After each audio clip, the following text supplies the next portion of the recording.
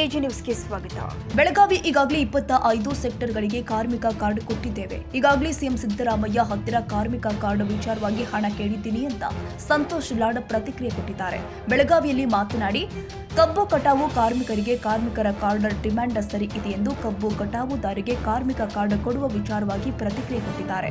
ಉತ್ತರ ಕರ್ನಾಟಕ ಚರ್ಚೆ ಬಗ್ಗೆ ಬಿಜೆಪಿಯವರು ಕೇಳಬೇಕು, ಅವರು ಸದನದಲ್ಲಿ ಸ್ಪೀಕರ್ಗೆ ಬರೆದು ಕೊಡಬೇಕು ಎಂದಿದ್ದಾರೆ. ಈಗ ಸಾಲು ಪ್ರತಿಭಟನೆಗಳು ನಡೀತಾ ಇದ್ದಾವೆ, ಆದರೆ ಅವ್ರಿಗೆ ಯಾರಿಗೂ ಇನ್ನೂ ನ್ಯಾಯನೇ ಸಿಗ್ತಾ ಇಲ್ಲ ಸರ್. ಕಳೆದ ಕಬ್ಬು ಬೆಳೆಗಾರರು ಕಾರ್ಮಿಕರಿಗೆ ಅವರು ಕೂಡ ಇದನ್ನು ಮಾಡಿ ಅಂತ ಹೇಳ್ತಾ ಇದ್ದಾರೆ ಸರ್, ಲೇಬರ್ ಮಾಡಬೇಕಂತ ಹೇಳಿ. ಪ್ರತಿಭಟನೆ ಮಾಡ್ತಕ್ಕಂಥದ್ದು ನಮ್ಮ ಈ ದೇಶದ ಸಂವಿಧಾನದಲ್ಲಿ ಎಲ್ಲರ ಹಕ್ಕಿದೆ. ಆಮೇಲೆ ಬೆಳಗಾಂ ಸೆಷನ್ನಲ್ಲಿ ಎಷ್ಟು ಜನ ಪ್ರತಿಭಟನೆ ಮಾಡ್ತಾರೆ ಅದರ ಬಗ್ಗೆ ನನಗೆ ಗೌರವ ಇದೆ. ಆಮೇಲೆ ಎಲ್ಲ ಪ್ರತಿಭಟನೆಗೆ ಎಲ್ಲ ಇಲಾಖೆಯ ಮಿನಿಸ್ಟ್ರುಗಳು ಹೋಗ್ತಾ ಇದ್ದಾರೆ. ಎಲ್ಲ ಸರ್ಕಾರ ವತಿಯಿಂದ ಪ್ರತಿಯೊಬ್ಬ ಮಿನಿಸ್ಟ್ರು ಕೂಡ ಯಾರ್ಯಾರು ಸ್ಟ್ರೈಕ್ ಮಾಡ್ತಾ ಇದ್ದಾರೆ, ಯಾರು ಪ್ರತಿಭಟನೆ ಮಾಡ್ತಾ ಇದ್ದಾರೆ, ಪ್ರತಿ ಕ್ಯಾಂಪಿಗೆ ಹೋಗ್ಬಿಟ್ಟು ಅವ್ರ ಅವಾರ್ಡ್ಗಳನ್ನ ಸ್ವೀಕಾರ ಮಾಡಿದ್ದೀವಿ.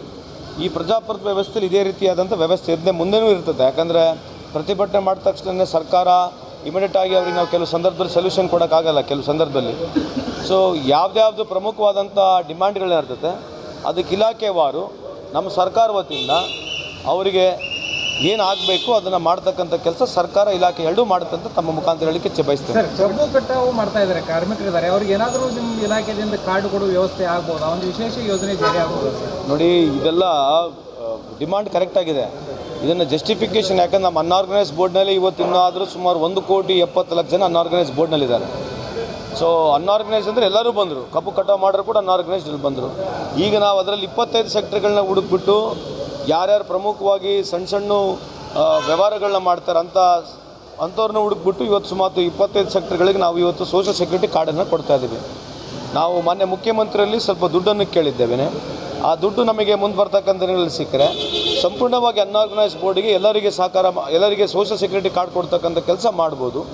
ಸೊ ಇದು ಅವರ ಡಿಮಾಂಡ್ ಏನಿದೆ ಸರಿ ಇದೆ, ಆದರೆ ನಮಗೆ ಇನ್ನೂ ಕಾಲಾವಕಾಶನೂ ಬೇಕು, ಇನ್ನು ಟೈಮು ಬೇಕಾಗುತ್ತೆ.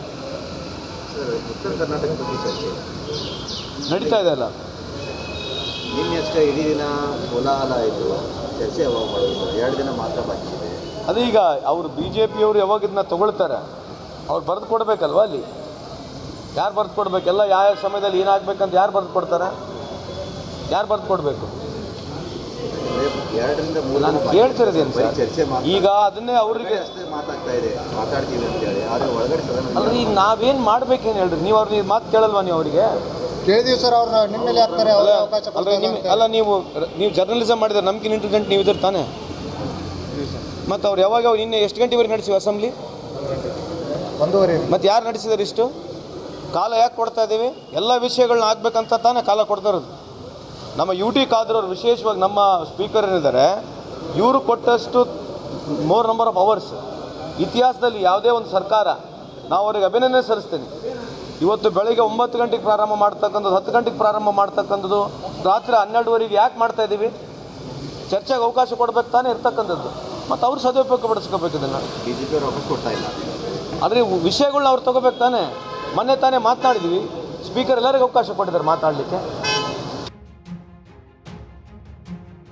ಕನ್ನಡಿಗರ ಮೆಚ್ಚಿನ ನಿಮ್ಮ AJ 24/7 ನ್ಯೂಸ್ ಕನ್ನಡ ವಾಹಿನಿ ಇದೀಗ ಟಿವಿಯಲ್ಲಿ ಲಭ್ಯ. ವೇಳೆ ನೋಟಿಸ್ ಕೊಟ್ಟಿದ್ರೆ ವಾಪಸ್ ತಗೋತೀವಿ. ಇವತ್ತು ವಕ್ಫ್ ಪ್ರಾಪರ್ಟಿ ಅಂತೇಳಿ ಬರ್ತದೆ ಅಂತ ಹೇಳಿದ್ರೆ ರೈತರು ಬೀದಿಗೆ ಬಂದ್ರೆ ಏನು ಮಾಡಬೇಕಾಗುತ್ತೆ? ಯಾರು ವೋಟ್ ಹಾಕಲಿಲ್ಲ ಅಂದರೆ ಗ್ಯಾರಂಟಿನೆಲ್ಲ ಸ್ಟಾಪ್ ಮಾಡಿಬಿಡ್ತೀವಿ.